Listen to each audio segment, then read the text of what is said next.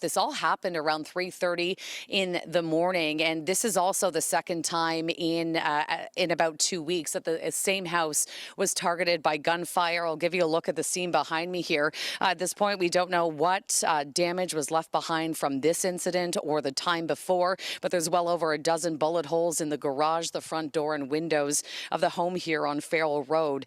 This is also the fifth time in the last month that a house in this neighborhood was shot at, and as you can imagine, this is very troubling. This is a very troubling situation for people who live in the area. In fact, Vaughan's Mayor Stephen Del Duca came to the scene this morning and talked about the psychological damage the violence is having on this community.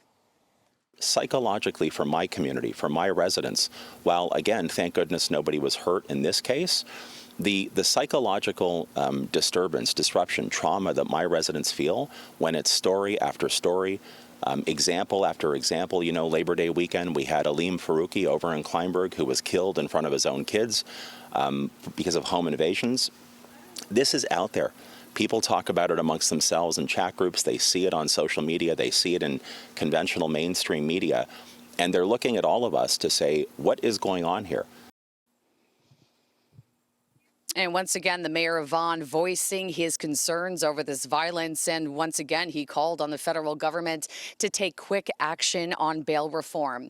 Now, as for, this investigation, according to police, they do believe this house was targeted. And they also say that a light colored or silver SUV was seen fleeing the area immediately after the shooting. Officers, obviously, they will be talking to neighbors and canvassing the area, collecting as much security footage as possible that may have captured more of this shooting, and anyone with information is being asked to contact police.